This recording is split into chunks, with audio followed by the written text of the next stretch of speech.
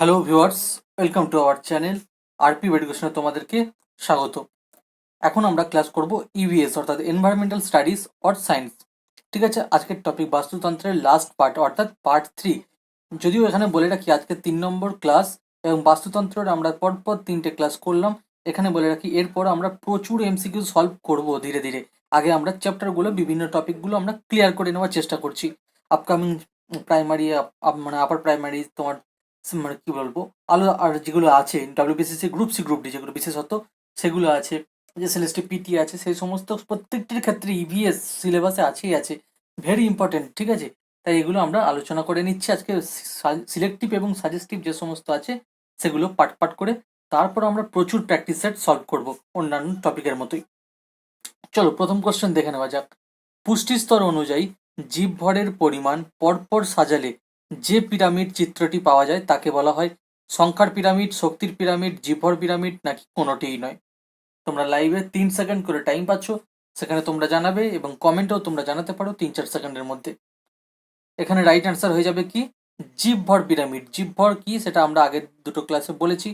পুষ্টি স্তর অনুযায়ী বলেছে, দেখো পুষ্টির যে স্তর অর্থাৎ পুষ্টি থেকেও কিন্তু স্তর হয়, সেই স্তর অনুযায়ী জীবভরের যে পরিমাণ তাকে যদি আমরা পরপর সাজাই, তাকে আমরা পরপর যদি সাজাই, যে পিরামিড চিত্রটি আসবে সেটি হচ্ছে কিন্তু জীবভরের পিরামিড। ওকে, 2 নম্বরে দেখো নাইট্রোজেনকে মাটিতে নাইট্রোজেনকে মাটিতে স্থিতিকরণে সাহায্য করে যে ব্যাকটেরিয়া সেটা হলো ড্যাশ, সিউডোমোনাস, প্যারাক্কাস, রাইজোবিয়াম, নাকি র্যাসোসাস? নাইট্রেট রূপে নাইট্রোজেনকে মাটিতে নাইট্রেট রূপে স্থিতিকরণে সাহায্য করে কোন ব্যাকটেরিয়া?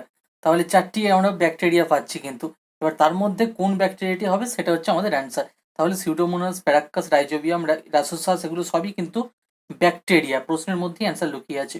এগুলো কিন্তু আলাদা কোশ্চেন যদি হয় যে এই 4টি কি, এই 4টি কিন্তু আলাদাভাবে যদি উল্লেখ করে তখন হয়ে যাবে ব্যাকটেরিয়া। আর এখানে রাইট অ্যান্সার কিন্তু হয়ে যাচ্ছে রাইজোবিয়াম। তাহলে রাইজোবিয়ামের কাজ কি? রাইজোবিয়াম নাইট্রোজেনকে মাটিতে নাইট্রেট রূপে স্থিতিকরণে সাহায্য করে। রাইজোবিয়াম একটি ব্যাকটেরিয়া। নেক্সট 3 নম্বর, তোমরা প্রত্যেকের মিলিয়ে নেবে কার কটি সঠিক হচ্ছে, শেষে আউট অফ স্কোর কার কত হচ্ছে জানাবে। ডিনাইট্রিফাইং ব্যাকটেরিয়াটি হলো Pseudomonas, Rhizobium, Azotobacter, Clostridium. Denitrifying bacteria হলো কোনটি? সিউডোমোনাস, রাইজোবিয়াম, অ্যাজাটোব্যাক্টর, নাকি ক্লস্ট্রিডিয়াম? সঠিক উত্তর কিন্তু এখানে সঠিক হবে সিউডোমোনাসটি, অর্থাৎ এ হবে আমাদের সঠিক উত্তর। তাহলে ডিনাইট্রিফাইং ব্যাকটেরিয়ার উদাহরণ হচ্ছে সিউডোমোনাস। তাহলে সিউডোমোনাস কেমন ব্যাকটেরিয়া? ডিনাইট্রিফাইং। উল্টে ঘুরিয়ে যদি কোশ্চেন দেয় নার্ভাস হওয়ার কোনো ব্যাপার নেই, কনফিউজ হবে না। বলছে একটি পলল চক্রের উদাহরণ দাও। নাইট্রোজেন চক্র, অক্সিজেন চক্র, কার্বন চক্র, নাকি ফসফরাস চক্র? পলল চক্র যখনই থাকবে তখনই অ্যান্সার কিন্তু হয়ে যাবে, তোমরা জানো, ডি, ফসফরাস চক্র। তাহলে ফসফরাস চক্র কোন চক্রের উদাহরণ? এটি হবে পলল চক্র, আর পলল চক্রের উদাহরণ ফসফরাস চক্র। একই ব্যাপার, কোশ্চেন ঘুরিয়ে দিতেই পারে। নেক্সট 5 নম্বরে বলছে ক্ল্যাড বলতে কি বোঝায়? রক্তের জমাট বাঁধা, একই পূর্বপুরুষ থেকে সৃষ্ট প্রাণীগোষ্ঠী, একই প্রজাতির প্রাণীগোষ্ঠী, একই বাস্তুতন্ত্রের সমগ্র প্রাণীগোষ্ঠী? ক্ল্যাড, ক্ল্যাডের সংজ্ঞা কি বা ক্ল্যাড বলতে কি বোঝায়? এখানে রাইট অ্যান্সার হয়ে যাবে বি, একই পূর্বপুরুষ থেকে সৃষ্ট প্রাণীগোষ্ঠীকে বোঝায় ক্ল্যাড। তাহলে ক্ল্যাড বলতে আমরা বুঝবো যে বি এর অপশনটি। নেক্সট 6 নম্বরে বলেছি ক্ল্যাড শব্দটি, যেটা আমরা এক্ষুনি জানলাম, সেই ক্ল্যাড শব্দটি সর্বপ্রথম কে ব্যবহার করেন? ওডাম, হেকেল, হাক্সলে, নাকি লিন্ডেম্যান? ক্ল্যাড শব্দটি সর্বপ্রথম কে ব্যবহার করেন? ওডাম, হেকেল, হাক্সলে, নাকি লিন্ডেম্যান?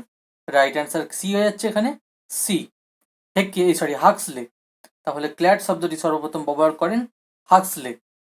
হাক্সলে সর্বপ্রথম কি শব্দ ব্যবহার করেন? তখন হয়ে যাবে ক্ল্যাড। 7 নম্বরে বলেছে যে সমস্ত মৃতজীবী মৃতদেহকে বিক্রজিত করে তাদের বলা হয় কি? যে সমস্ত মৃতজীবী মৃতদেহকে বিক্রজিত করে তাদের বলা হয় ডেট্রিডোর, হার্বিভলভোর, বা এটা হার্বিভলভোর হতে পারে, ডেট্রিটাস হতে পারে, নাকি কার্নিভোর হতে পারে? ডেট্রিটোর, ডেট্রিটাস, এই দুটোর মধ্যে তোমাদের কনফিউশন হয়, আর এই দুটোর মধ্যেই কিন্তু এখানে অ্যান্সার লুকিয়ে থাকবে। এখানে কি হবে তোমরা জানো? যদি জেনে থাকো অ্যান্সারটি অবশ্যই তোমরা এটা জানাতে পারো। এখানে বলে দিচ্ছি ডেট্রিটাস, সি হবে রাইট অ্যান্সার। তাহলে ডেট্রিটাস কি? ডেট্রিটাস সমস্ত মৃতজীবীকে, মৃতদেহকে, যে সমস্ত মৃতজীবী, আচ্ছা যে সমস্ত ডেট্রিটাস কি? যে সমস্ত মৃতজীবী মৃতদেহকে বিক্রজিত করে তা কি বলা হয়? ডেট্রিটাস। এর সংজ্ঞাটা পাওয়া গেল। 8 নম্বর হচ্ছে তৃণ, চক্রাকারে বলছে তৃণ, তৃণ থেকে ফড়িং, ফড়িং থেকে ব্যাং, ব্যাং থেকে সাপ, সাপ থেকে বাজ পাখি। এটি কোন ধরনের খাদ্য শৃঙ্খলের উদাহরণ? এটা হচ্ছে খাদ্য শৃঙ্খল, কিন্তু কোন খাদ্য শৃঙ্খলের উদাহরণ? শিকারী, মৃতজীবী, কক্করীয় নাকি পরজীবী? খুব ভালো কোশ্চেন। তৃণ, ফড়িং, ব্যাং, সাপ, বাজ পাখি, এটি কোন ধরনের খাদ্য শৃঙ্খলের উদাহরণ? শিকারী, মৃতজীবী, কক্করীয় নাকি পরজীবী? রাইট অ্যান্সার হয়ে যাবে কিন্তু এ, শিকারী। ভালো করে বোঝার চেষ্টা করো। ঘাস, ঘাসকে কে খাচ্ছে? ফড়িং। ঘাস খাচ্ছে ফড়িং। আর ফড়িংকে কে খায়? ব্যাং। ব্যাংকে কে খায়? সাপ। সাপকে কে খায়? বাজ পাখি। অর্থাৎ প্রত্যেকে শিকার, একে অপরকে শিকার করছে। ঘাসকে মানে তৃণকে, প্রথম হচ্ছে তৃণ, তৃণকে ফড়িং, ফড়িংকে সাপ, ব্যাং, ব্যাংকে সাপ, সাপকে বাজ পাখি। তাই এটি হবে শিকারী কৌশল, অর্থাৎ শিকারী খাদ্য শৃঙ্খলের উদাহরণ। নেক্সট 9 নম্বরে জীবমণ্ডল শব্দটি প্রথম ব্যবহার করেন কে?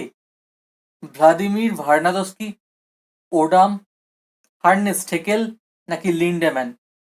Vladimir Vernadsky, Odum, Ernest Haeckel নাকি লিন্ডেম্যান? জীবমণ্ডল শব্দটি প্রথম ব্যবহার করেন option A, Vladimir Vernadsky. Next 10 নম্বরে দেখে নাও। বলছে মানুষ, মানুষ থেকে কৃমি, কৃমি থেকে আদ্য প্রাণী, এটি কোন ধরনের খাদ্য শৃঙ্খল? মানুষ, কৃমি, আদ্য প্রাণী, এটি কোন ধরনের খাদ্য শৃঙ্খল? শিকারী, মৃতজীবী, পরজীবী নাকি তৃণভোজী? সঠিক উত্তর হয়ে যাবে এখানে পরজীবী। মানুষ, কৃমি, মানুষ, কৃমি, আদ্য প্রাণী, এটি কোন ধরনের খাদ্য শৃঙ্খল? এটি হয়ে যাচ্ছে কিন্তু পরজীবী খাদ্য শৃঙ্খল। পরজীবী কি? আগের ক্লাসের কোশ্চেন এখান থেকে পরজীবী থেকে কয়েকটি রাখা হয়েছিল। তোমরা যারা করোনি, আগের দুটো ক্লাস বাস্তুতন্ত্রের টপিকের উপর আমরা চ্যাপ্টার ওয়াইজ ক্লাস করছি, সেটা তোমরা পেয়ে যাবে। আক্ষরিক অর্থে ইকোলজি হলো বাসগৃহের তত্ত্বাবধান সংক্রান্ত বিজ্ঞান, ভূমিরূপ সংক্রান্ত বিজ্ঞান, মৃত্তিকার তত্ত্বাবধায়ক সম্পর্কিত বিজ্ঞান নাকি উদ্ভিদের পরিচর্যা সম্পর্কিত বিজ্ঞান? সঠিক কি হবে? ইকোলজি শব্দের সঠিক উত্তর হচ্ছে কিন্তু আক্ষরিক অর্থ বাসগৃহের তত্ত্বাবধান সংক্রান্ত বিজ্ঞান। ঠিক আছে, এটাকে বলা হয় কারণ বাস্তুতন্ত্র, আমরা জানি বাস্তুতন্ত্র, বাস্তু মানে বাসগৃহ থাকবে, সেখানে বাসগৃহ যেখানে বাস করা হয় সেই ঘর বা বাড়ি। ঠিক আছে, 11 রে হবে রাইট অ্যান্সার। 12 নম্বরে বলছে একটি প্রজাতির একটি জীবের সঙ্গে, খুব ভালো করে বোঝো, এখানটা উদাহরণ দিয়ে বলে দেবো, খুব গুরুত্বপূর্ণ। একটি প্রজাতির একটি জীবের সঙ্গে পরিবেশের বিভিন্ন উপাদানের সঙ্গে আন্তঃসম্পর্ক সংক্রান্ত যে অধ্যয়ন, সেটি ইকোলজির কোন শাখায় অন্তর্ভুক্ত? আবারও বলি, একটি প্রজাতির একটি জীবের সঙ্গে, ব্যাস এটুকু বোঝো। পরিবেশের বিভিন্ন উপাদানের সঙ্গে, অর্থাৎ একটি প্রজাতির একটি জীব, এটা একটি প্রজাতির, ধরো বাঘ একটি বা সিংহ, সেটা একটি প্রজাতির একটি। রয়্যাল বেঙ্গল টাইগার হলে রয়্যাল বেঙ্গলি টাইগার, বাঘ হলে বাঘ, তাহলে বাঘের একটি প্রজাতি হচ্ছে রয়্যাল বেঙ্গল টাইগার। একটি প্রজাতির একটি জীবের সঙ্গে পরিবেশের বিভিন্ন উপাদান, বিভিন্ন গাছপালা, বন, জঙ্গল, অরণ্য, এছাড়াও প্রভৃতি বিভিন্ন নদী, খাল, বিল, প্রত্যেকটি ক্ষেত্রে চাকা প্রশাখা যাই থাক না কেন, সেই সমস্ত প্রত্যেকটি উপাদানের সঙ্গে যে আন্তঃসম্পর্ক তার নিজেদের, সেই অধ্যয়নটাকে কি বলে? সিন ইকোলজি, অট ইকোলজি, হ্যাবিটেট ইকোলজি নাকি কোনোটিই নয়? খুব ভালো কোশ্চেন কিন্তু এটা। এখানে রাইট অ্যান্সার কি হয়ে যাবে? একটি প্রজাতির বলেছে জীবের সঙ্গে, একটি প্রজাতির একটি জীবের সঙ্গে পরিবেশের বিভিন্ন উপাদানের যে আন্তঃসম্পর্ক, সেটিকে বলা হয় অট ইকোলজি। এ হবে রাইট অ্যান্সার, সরি বি হবে রাইট অ্যান্সার, অপশন বি, অট ইকোলজি। ওকে, নেক্সট কোশ্চেন। এবার দেখো কোশ্চেনটা একটু ঘুরিয়ে দিয়েছে, এটা আলাদা হবে। সকল প্রজাতির জীব সম্প্রদায়ের সঙ্গে, একটু আগে আমরা বললাম যে একটি প্রজাতির একটি জীবের সঙ্গে, এখন বলছে সকল প্রজাতির জীব সম্প্রদায়ের সঙ্গে পরিবেশের বিভিন্ন উপাদানের যে আন্তঃসম্পর্ক, সেই সংক্রান্ত ইকোলজির শাখাটির নাম কি? এখন বলছে সকল প্রজাতির, বিভিন্ন প্রজাতির জীব সম্প্রদায়ের সঙ্গে, বাঘ, সিংহ, কুমির যাই থাকে না কেন, তাদের সঙ্গে পরিবেশের যে বিভিন্ন উপাদান, তাদের যে আন্তঃসম্পর্ক, সেটি কি? অটিকোলজি, সিন ইকোলজি, হ্যাবিটেট ইকোলজি নাকি কোনোটিই নয়? এটা তো হচ্ছেই না, কোনোটিই নয়, এটাও হচ্ছে না।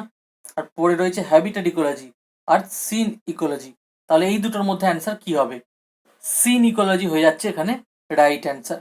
কারণ সকল প্রজাতির জীব সম্প্রদায়ের সঙ্গে সকল পরিবেশের বিভিন্ন উপাদানের যে আন্তঃসম্পর্ক সেটা বিভিন্ন ক্ষেত্রে হতে পারে। ঠিক আছে, পরিবেশ, গাছপালা, শাখা প্রশাখা, কুমির, বাঘ, সিংহ প্রত্যেকটি প্রজাতির সঙ্গে বিভিন্ন উপাদানের যে আন্তঃসম্পর্ক সেটাকে বলা হয় সিন ইকোলজি। আর যদি একটি প্রজাতির একটি জীব বলে তখন হয়ে যাবে অট ইকোলজি। 14 নম্বরে, যে পদ্ধতিতে নাইট্রোজেন ঘটিত যৌগ অ্যামোনিয়ায় রূপান্তরিত হয় তাকে কি বলা হয়? নাইট্রিফিকেশন, অ্যামোনিফিকেশন, ডিনাইট্রিফিকেশন নাকি কোনোটিই নয়? যে পদ্ধতিতে নাইট্রোজেন ঘটিত যৌগ অ্যামোনিয়ায় রূপান্তরিত হয় তাকে বলে অ্যামোনিফিকেশন। বি হবে আমাদের রাইট অ্যান্সার। নেক্সট দেখো 15 নম্বরে, সুন্দরবনের কুমিরের সঙ্গে পরিবেশের যে সুন্দরবনের কুমিরের সঙ্গে পরিবেশের যে আন্তঃসম্পর্ক আলোচনা সেটি ইকোলজির কোন শাখায় অন্তর্ভুক্ত? সিন ইকোলজি, অট ইকোলজি, হ্যাবিটাট ইকোলজি নাকি উপরের সবগুলি? একটু আগে আমরা আলোচনা করেছি। কি বলেছে? সুন্দরবনের একটি নির্দিষ্ট অঞ্চলের একটি নির্দিষ্ট প্রজাতির বলেছে, যেমন রয়্যাল বেঙ্গল বলেছিলাম একটি নির্দিষ্ট প্রজাতির, যেটা সুন্দরবনে পাওয়া যায়। বলেছে সুন্দরবনের, তাহলে একটি নির্দিষ্ট অঞ্চলের বা প্রজাতির কুমিরের সঙ্গে, তাহলে একটি নির্দিষ্ট অঞ্চলের একটি নির্দিষ্ট জীবের সঙ্গে, কুমির হচ্ছে একটি নির্দিষ্ট জীব, তার সঙ্গে পরিবেশের যে আন্তঃসম্পর্ক, বিভিন্ন উপাদানের সঙ্গে যে আন্তঃসম্পর্ক, তার যে একসাথে একত্রীকরণ, সেটি কোন শাখায়? আমরা একটু আগেই বললাম একটি মাত্র জীব যদি বলা থাকে বা একটি প্রজাতির যদি বলা থাকে সেটি হয়ে যাবে অট ইকোলজি। তাই অ্যান্সার হয়ে যাবে বিয়েরটা। যদি বলতো এখানে সুন্দরবনের বাঘ, কুমির, সিংহ ইত্যাদির সঙ্গে পরিবেশের সমস্ত সম্পর্ক, তখন হয়ে যেত কিন্তু সিন ইকোলজি। যেহেতু কুমির বলেছে, একটি জীব বলেছে, তাই এখানে হয়ে যাবে বি, অট ইকোলজি। আশা করি তোমাদের কনফিউশনটা দূর করতে পেরেছি। এবার দেখো 16 নম্বরে, আমাজন অববাহিকা যে বায়োমের অন্তর্গত, অ্যামাজন অববাহিকা যে বায়োমের অন্তর্গত তা হলো ক্রান্তীয় বৃষ্টি অরণ্য, নাতিশীতোষ্ণ তীরভূমি, উষ্ণ বলছে যেখানে উষ্ণ মরু বা উষ্ণ মরু নাকি তুন্দ্রা? আমাজন অববাহিকা যে বায়োমের অন্তর্গত তা হলো ক্রান্তীয় বৃষ্টি অরণ্য নাকি নাতিশীতোষ্ণ তৃণভূমি, উষ্ণ মরু নাকি তুন্দ্রা? অ্যান্সার হয়ে যাবে কিন্তু ক্রান্তীয় বৃষ্টি অরণ্য, আমাজন অববাহিকা। অ্যান্সার 16 দাগের এ হবে রাইট অ্যান্সার। 17তে বলেছে বাস্তুবিদ্যার মানবকেন্দ্রিক দৃষ্টিভঙ্গিকে কি বলা হয়? Very important question. গভীর বাস্তুতন্ত্র, অগভীর বাস্তুতন্ত্র, মাধ্যম বাস্তুতন্ত্র নাকি কোনোটিই নয়? বাস্তুবিদ্যার মানবকেন্দ্রিক যে দৃষ্টিভঙ্গি তাকে বলা হয় অগভীর বাস্তুতন্ত্র। বি হবে আমাদের সঠিক অ্যান্সার। নেক্সট দেখো 18 নম্বরে, আলোকজীবী হলো খাদক, উৎপাদক, বিয়োজক নাকি অজৈব উপাদান? আলোকজীবী কি? খাদক, উৎপাদক, বিয়োজক নাকি অজৈব উপাদান? অ্যান্সার হয়ে যাবে বিয়েরটা, উৎপাদক। আলোকজীবী হলো, এই ইংরাজিগুলো বিভিন্ন ক্ষেত্রে দেখে রাখতে পারো, তবে আলোকজীবী হলো জেনে রাখো এখানে উৎপাদক। বি হবে আমাদের রাইট অ্যান্সার। এবার লাস্ট কোশ্চেন। এখন তোমরা জানিয়ে দাও 18টির মধ্যে অ্যান্সার, তোমাদের আনসার সম্পর্কে কোনো মতামত থাকলে অবশ্যই তোমরা ভিডিওর কমেন্টে জানাও, কারণ বিভিন্ন বইতে প্রচুর ভুল থাকতে পারে এবং বিভিন্ন ক্ষেত্রে কিন্তু ইভিএস তো এগুলো আপডেট হয়ে যায়, সেগুলো তোমরা অবশ্যই জানাতে পারো। ঠিক আছে, কারণ প্রিন্টিং মিস্টেক তো হয়ই এবং বিভিন্ন টপিক আপডেট হতে থাকে। সেন্সাসের ক্ষেত্রে কোনো বিভিন্ন কোশ্চেন, যেমন তোমরা জিওগ্রাফির ক্ষেত্রে দেখেছো, সেগুলো আপডেটেড হয়। দেখো তোমাদের হোম টাস্ক এর আগে জানিয়ে দাও 18র মধ্যে কে কে কত পেলে, কার কত স্কোর হলো। দেখো বলছে বায়োম শব্দটি কে প্রবর্তন করেন? ওডাম, ফারেল ও নিউই, ক্লিমেন্টস ও Shelford, Huxley? Very important question. Biome শব্দটি কে প্রথম প্রবর্তন করেন? এর অ্যান্সারটি তোমরা ভিডিওর কমেন্টে জানো। লাইভ চ্যাট থেকে সরে গিয়ে প্রত্যেকে তোমরা ভিডিওর মেন কমেন্টেই জানাবে, যারা দেরিতে দেখছো এবং লাইভে দেখছো প্রত্যেকে উভয়ই। তোমরা প্রত্যেকে ভালো লাগলে লাইক, কমেন্ট এবং বিপুল পরিমাণে বিভিন্ন সোশ্যাল মিডিয়ার গ্রুপে শেয়ার করে দাও। এটার কারণ ফ্রি অফ কস্ট প্রত্যেকের জন্য কিন্তু ক্লাসটি অ্যারেঞ্জ করা হচ্ছে। তোমাদের একটি শেয়ার 100 জন স্টুডেন্টের প্রায় উপকার করতে পারে, সাহায্যে আসতে পারে। তোমরা প্রত্যেকে শেয়ার করে দেবে, okay? Because sharing is caring. তাহলে বাস্তুতন্ত্রের পার্টটা আমরা এখানে কমপ্লিট করে দিলাম আজকে, পার্ট 3। এরপর আমরা বিভিন্ন আলোচনা করব বিভিন্ন টপিকের উপরে ইভিএস থেকে। ঠিক আছে, চ্যাপ্টার ওয়াইজ করার পর আমরা প্রচুর এমসিকিউ সলভ করব এবং প্র্যাকটিস সেটা তোমাদের প্রোভাইড করব ফ্রি অফ কস্ট, কোনো অসুবিধা হবে না। তাই তোমরা অবশ্যই শেয়ার করে দাও। Thank you for your time.